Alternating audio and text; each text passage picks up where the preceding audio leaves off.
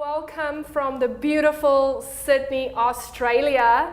And I am so excited to have the one and only Kim Kiyosaki with us today. Welcome. I'm so happy to be here with Thank you, Erna. Thank you so much for being here today. I think Sydney is a favorite place for both of us. Yeah. I love it here. Oh yeah. It's a second home for me. Oh yeah. No, definitely. For New Zealand, so I'm based in New Zealand right now. It's a 3-hour flight. Yeah, easy. It's like a Cape Town Joburg flight back in South Africa. so Kim, for the 0.0008% of people in the world that doesn't know who Kim Kiyosaki is, who is Kim Kiyosaki? Well, I started as a, like so many of us, I went to school and was told to get a good job and work your way up the corporate ladder. Yeah. And that was kind of my plan. And I started out actually in advertising in Honolulu. I graduated from the University of Hawaii. Wow. I was very serious about my studies. How very did serious. you study in like that beautiful That's what I'm saying. place? I didn't do a lot of study, but I graduated. Yeah. And I started an advertising agency in Honolulu. Wow. And after 9 months, my boss fired me the same day I quit. Okay, here we go. And then they hired me back because she left, so they hired me back, and then I got fired again. And then I'm like, after I stopped blaming everybody, I'm like, well, what's the common denominator here is me. Yeah. And what I realized is I hated being told what to do, and I hated working for somebody else, and really what I wanted was my own business. Yeah. So I started my own business. Actually, I met Robert, my husband Robert, on our very, very first date. He said, what do you want to do with your life? And I said, well, I want my own business, but I've never been around entrepreneurs. I was actually moving to New York City. I thought that was the answer. And he said, well, I've started several businesses and all of my friends are entrepreneurs. And I'm like, oh, well, let's start there. Yeah. And 3 months later, I had my first business. I designed a logo, embroidered it on shirts and jackets, and sold them at business conferences all over the US. Yeah. Because that allowed me to learn business and how to grow a business. And then Robert and I started many, many businesses together, and of course the most successful today is Richdad, the Richdad company, known for Rich Dad, Poor Dad, which we started in 1996.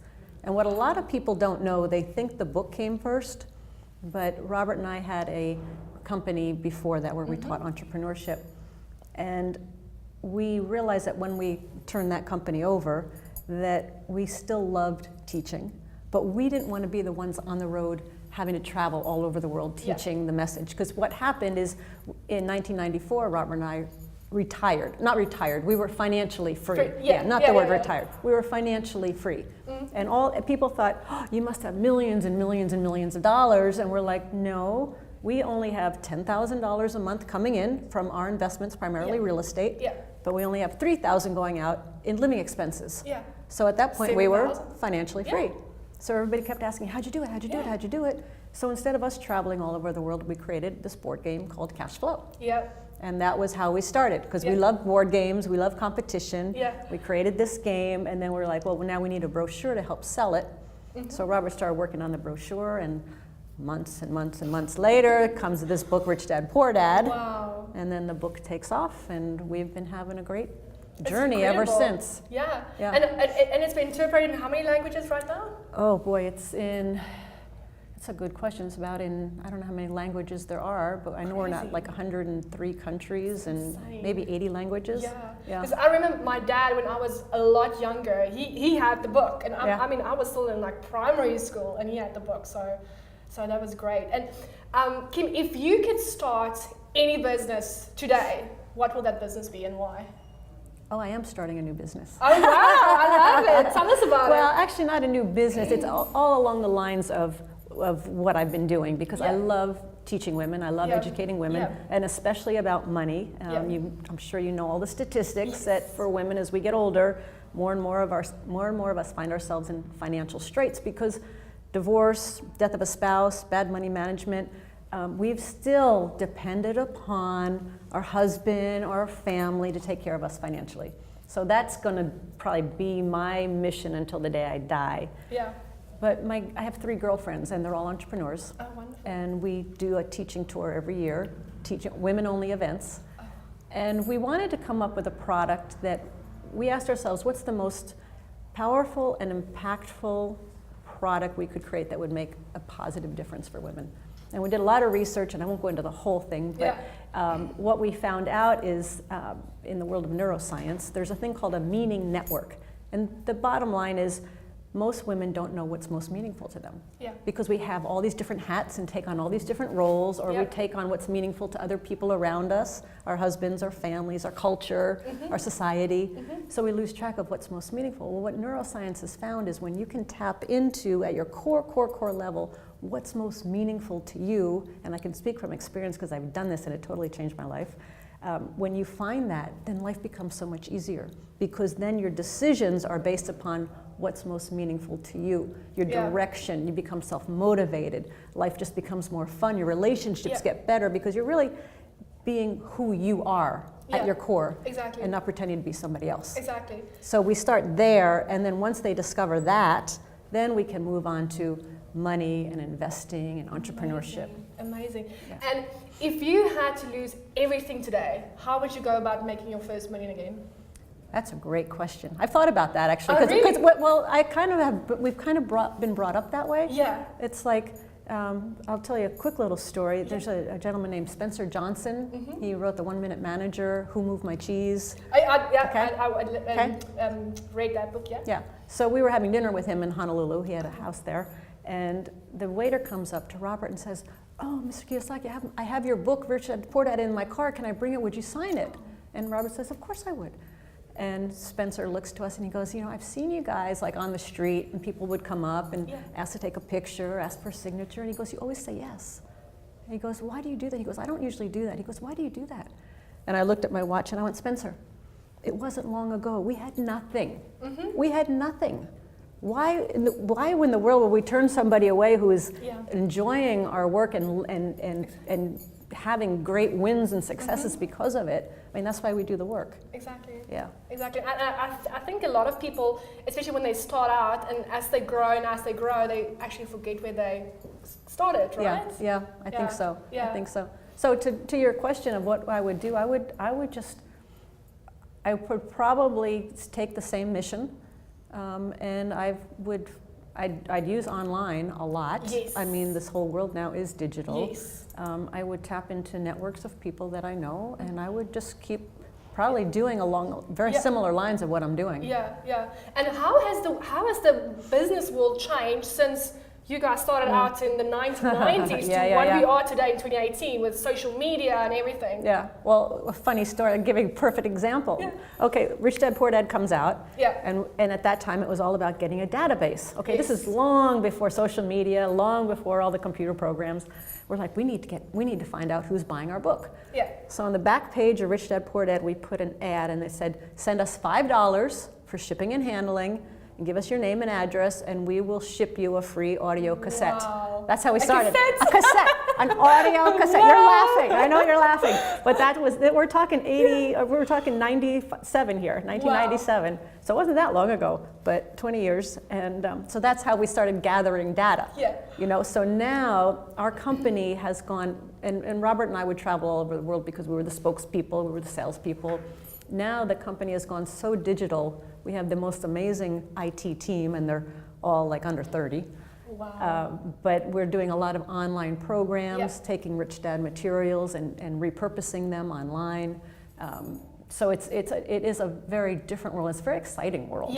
Because you can actually see all the analytics behind it of why people are doing what they're doing, and it makes the marketing a whole lot easier, which is my love, which is marketing. And I feel that the world has very changed into content marketing right now. Everything is content based. The more content you can put out there, the better actually for your own brand and for yourself and for the business and all of that. Well, that's a good point, because I think that's what needs to be cracked.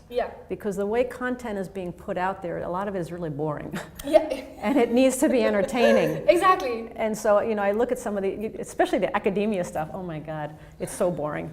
But so we're always looking at ways to make it really entertaining, keep people engaged, give them like the context of why we do what we do, and then we can drop in the content. But I think the people that can start to crack that and make it really entertaining and really almost like you're not learning. It's like Yeah. our cash flow board game. Yeah, yeah. They play it and they don't realize they're learning because they're having so much fun. It's entertaining. Yeah, Exactly. I think that's where it needs to go. Yeah. And what do you think is the number one fear why people don't start businesses, or why entrepreneurs don't succeed? And why do you think so? I think they're afraid of making mistakes. Mm. I mean, and that's I think school knocks that right out of you. Is you know, you get punished for making a mistake. You get an F, or you get humiliated in front of your class. Don't make a mistake. There's only one right answer. Get the right answer. As a matter of fact, school is so opposite of entrepreneurship. They tell you to do it on your own, don't make mistakes, and there's only one right answer. Yeah. Well, in the world of entrepreneurship, you got to have a team. You got to have people work with you. You're never going to grow a big business by yourself. Yeah. You can stay small and a sole proprietor, Yeah. you know, by yourself, but you can never grow a big business by yourself. So you need the team. Yeah. You got to make mistakes. That's how we learn. Exactly. And so people are so afraid of making mistakes. Well, I don't like making mistakes. Yeah. You It's know, not fun. It's expensive. No, it's expensive. It can be, yes. But I know now, you train yourself to do this, but a mistake only shows you something you did not know. Exactly. So you make the mistake and go, oh my God, I didn't know that. Now that I know that, I can apply that in my business. Exactly. Right? And make sure it doesn't happen again. Yeah. Yeah. And people are just so afraid of making a mistake. If I was to give any advice, I'd say make more mistakes and make them faster. I love that. Yeah. And with social media being what it is today, and everybody is living their best life on social media, showing their fancy cars and their houses. I mean, if you look at some of the people that's looking at that, it's like, I want that. Why can't I have that? What is your advice to those people that feel like, you know, they don't have that yet, and people are almost like showing off on social media and, you know, portraying something that might not be what it actually is? Well, you know, we're all about real versus fake. Exactly. You And know? that's what he's also his new book about, right? Yeah. Real teachers. People, I want to learn from real teachers, people who are doing what it is I want to learn to do, Yeah. not fake teachers who are basically telling you what to do, but they don't do it themselves. Exactly. Right? Yeah. So in terms of the, you know, I'm never one to get lured in by, you know, all the material stuff. Yeah. I mean, for the entrepreneur today, I would say the most important thing is, what's the problem that you want to solve? Yeah. What's the problem that needs to be solved? What do you have the answer to or the solution to? It could be something right in front of you. Yeah. You know, like there was a woman I had heard about, and she had a young kid, and they had, you know, like water bottles. Well, the kid couldn't drink out of the water bottle. He was too young, so she created this little cap put on top of the water bottle so he could drink the water. Yeah. Well, all her friends, the mothers, all her mother friends wanted it, so she started making it. Next thing you know, she's got this business that solved this tiny little problem, but it still solved a problem, and mothers wanted it. Exactly. So it could be something right in front of you that you could start today. Yeah. And what would you say is the difference between the mindset of a millionaire and the mindset of a billionaire? I have no idea. Or let's say a multi-millionaire Yeah. and someone that just became a millionaire. Well, let's take it back even more so, because again, I love to teach women. Yeah. So the good news for women entrepreneurs is women-owned businesses is the fastest growing sector in the world of business, right? And this is a U.S. stat, but I know it's similar in other countries. Of those women-owned businesses, 90% have one employee, her. Yeah. Okay, so that's a mindset issue. 68% make less than $24,000 a year. Okay, so they're starting their business, and I think the mindset of when they're starting is, oh, I just want some extra money. Yeah. It's a hobby. Exactly. I just want to, you know, contribute some more money to the family. That mindset needs to expand. I mean, when you start, I think when you start is when you have to have that vision. Of course. And not start with a small, it's very hard to start with a small vision and grow it. It's much Yeah. easier to, when we started Richdad, Yeah. we said to some of our people around us, our mission is to elevate the financial well-being of humanity. Yeah. Well, at that point, we've elevated nobody's financial, right? And they're like, that's quite nervy, Yeah. that's quite bold, and we're like, well, that's what we're gonna do. And that's still the mission today, and we still have a lot of work to do. So I think you've got to start with that mission and that vision from the start. I mean, look at Elon Musk. What a vision he's got. South African. Yeah, Just yes, putting he it out is. I know, loves South Africa. I love South Africa. But what a vision he has. And, exactly. and Richard Branson, you know, Amazing. somebody I've yet to meet and I will meet. Yeah. But they have very big visions. And he was the ultimate of solving the problem. Yeah. You know, he wanted to always, you know, kind of the underdog take on the Goliath. I love it. Right? I love it. And that fits in so nicely with my next question is, what advice can you give to women that's playing it small, that doesn't want to compete with the men, that's like, it's too big for me, and they actually like feel that they can't do what men can do? What advice can you give to those women? Well, first of all, a woman can do whatever a man can do. That's a mindset problem right there. Yeah. Success in entrepreneurship is not gender-based. It's not men or women. Yeah. Same with money. And, you know, the stock market, the real estate markets, they don't care if you're male, female, black, white, or purple. Yeah. They just care about how smart you are with your money. Exactly. So I think for women, they've got to just start. I mean, here's the bottom line: is the world's pretty messed up right now. I mean, and I'm not blaming men. Yet look at who's been in charge. Yeah. Okay? I'm not saying it's their fault, but look who's in charge, and the world is quite a mess. I think for women, we have sat on the sidelines way too long. Yeah. And I put it on women that we have to, you know, we haven't been the influence that we needed to be. And I think right now with the world in the situation it is, we need that female energy, that female way of looking at things. I can go on about a whole story of this woman who was on Wall Street and kept getting fired because she was more empathetic to the clients, and the guys all wanted just to rape and pillage all the money. Yeah. Okay, so she got fired. But I think we need that empathetic, more compassionate role in the world today. So, and that's going to take women leaders stepping up. Yeah. So in all areas, in politics, in business, in money, in Wall Street, all of those areas, we need stronger female role models. Yeah. And especially for the young women today. No, and it's funny that you say about compassion, and that was one of the questions I asked Hilton, is that why does he think women make great leaders? And he says he loves their compassion. They are so compassionate, and he even said that his top people are all women. Yeah. Because they can make decisions and they are compassionate. Yeah. So, I was just talking with somebody here at the event, backstage, and he said it's very interesting because he works with a lot of online businesses. And he says the thing with women is they always want to make sure that the customer is really happy, that they're delivering what they promised to deliver. I just had an experience with some IT people on my product. And I'm like, I want to make sure that the women are going through this process the way to make it most effective for them. And he's like, well, that's kind of unusual because most people just want to sell the product and they don't really care what happens to the customer. And we're like, no, we need more responsibility. We need morals. We need ethics in this world. It's gone upside down. So, yeah, I think it's the responsibility right now for women to stop thinking small and say, hey, get some guts and go do this, and you can do it. The worst that can happen is they say no. I'm like, okay, well, I'll just go find the next one. And what is your best 3 tips on negotiation for women? How can we negotiate better deals?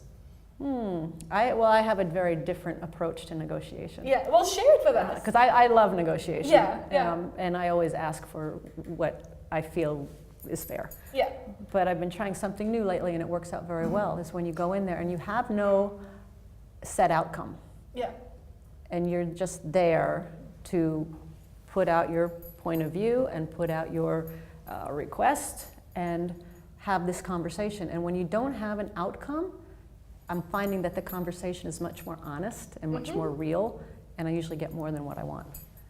So it's a little bit different approach, but when we get so tied to an outcome, like I must have this, sometimes you're limiting yourself. You know, sometimes you're going to get more by going in there, and also when you're negotiating for something, you need to always come from what's in it for them. Exactly. What do they want? Show them the ROI. It's like I talk to a lot of women. They go to negotiate for a raise. Okay. Well, what are you doing to make this company more successful? Exactly. Instead of, well, I work long hours and I'm doing, I get all this work I have to do, so I should get paid more. Well, no, think about it from an entrepreneurial point of view. Think about it from the business owner point of view. What does she want? What does she need? you to do that's going to Exactly. justify that. Yeah. So it goes kind of back to the empathy thing. Yeah, no, definitely. And do you ever get bad days where you feel like you're down? It's like, why am I doing this? I just want to give up. And how do you get from that space into the motivation? Like, let's get it. Like, you know? Like, I think every like All entrepreneur, Blacks. every entrepreneur gets that. Yeah, what how do the All Blacks do? Yeah, they just win everything. We need to find out what they do. That's a spirit. Oh my Yeah, God, what a spirit. I love the haka. I actually saw it live last year in New Zealand. They were playing the Springboks. Yeah. The Springboks lost for 58-0. It was insane. And my mom was on the same flight with the Springboks back home. And she asked the one guy, and he was Afrikaans, and she asked him, what happened yesterday? And I'm going to say this in Afrikaans because the way he said was so amazing. He's like, ek weet nie Tannie nie. But what it means is, I don't know Tannie, like auntie, I don't know. They still don't know what happened. The All Blacks beat the Springboks like 56-0. Wow. And I was in All Black gear, so I was fine. Like I was sitting on the stadium, like, yeah, go All Blacks. Yeah. Well, they just, you look at the spirit of sports. Yes. And you look at how people come from a when they're behind, Yeah. and they come back to win. Yeah. And that's the spirit. So, I think we all have days where we're like, oh man, another hit. I'm going to take another hit. But that's why I think it's so important that when you start out in business and start out as an entrepreneur, there's got to be that driving reason why you're doing this. What is the mission? What's the real purpose? I guess the word is purpose. What's the purpose for being in business? Because when you have those days and you hit those obstacles and you get those setbacks, if you don't have that strong reason why and that purpose for doing this, you're going to quit. Yeah. It's going to be too hard. Yeah, if it's all about the money. Yeah. If you're starting a business for money, forget it.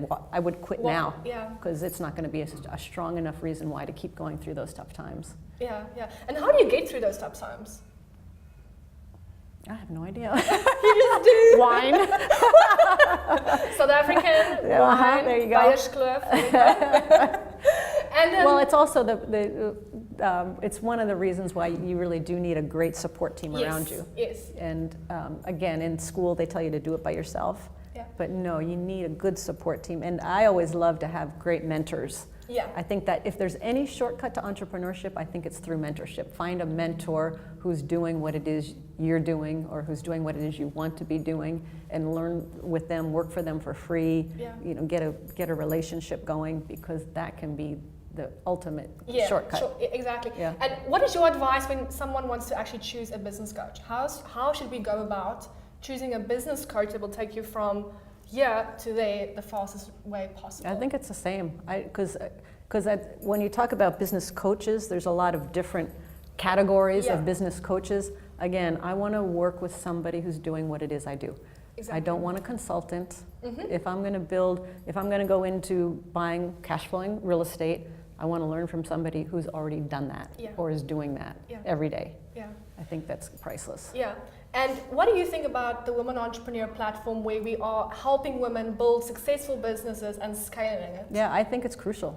It's crucial. What in the world of entrepreneurship, it's interesting because corporate is very different, and the women in corporate. I chose entrepreneurship because it's an environment that I thrive in. Yeah. And you've got to find that environment where you thrive in order to be, happy and successful. So the corporate world was never my world, and oh my God, the women there would just be catty and backstabbing, and it was not a supportive environment at all for women. Not all corporations, of course, but some of the ones I was involved in. So one thing I love about entrepreneurship is I think women and all entrepreneurs really want to support one another to do well. Exactly. They're not out there to go, oh, he's doing well, but I'm going to do better. And it might be a healthy competition. Yeah. But I think that, again, the support from other entrepreneurs, because you go through something and 20 other people in your network have already gone through that, and they can help you work through that, and here's what we did, and here's how I did it.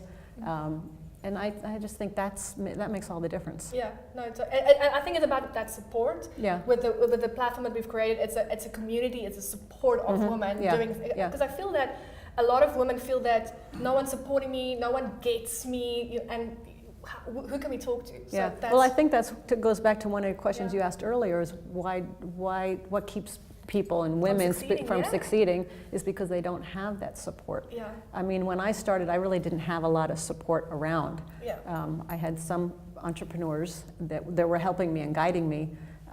They were all men, Yeah. and which is fine. Yeah. Which is fine. I just want to Totally. learn from the best that I can find. Exactly.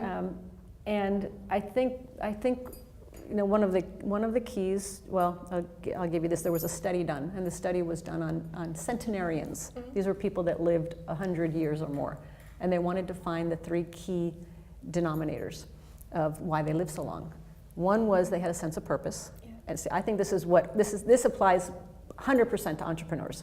They had a sense of purpose. They were very positive. So you can't be real successful, I don't think, as an entrepreneur and be negative. No. And the third is they were resilient. Yeah. How well they came back from a setback. Yeah. So your support group is crucial to that. When you have those setbacks or you have a problem you're trying to solve, you can't solve the problem with the same brain that created the problem. Yeah. You need other input from other brains and other people. Yeah. So I would say that's probably the biggest benefit that your platform delivers is that support of other entrepreneurs. Yeah. And this is the last question. If you could give the very last tip for any entrepreneur, what would that be? A piece of advice, your very last piece of advice. There's so many. There's a lot. It's my top 100. There's a lot. Okay, I'll give 2. For women, I would say the most important thing a woman can do is be true to who she is. Yeah. Not try to be somebody else. I hear this all the time. Well, what's it like to operate in a man's world? I'm like, what makes you think it's a man's world? Well, it's in real estate, and everybody in real estate are men. I'm like, no, it doesn't matter. Yeah.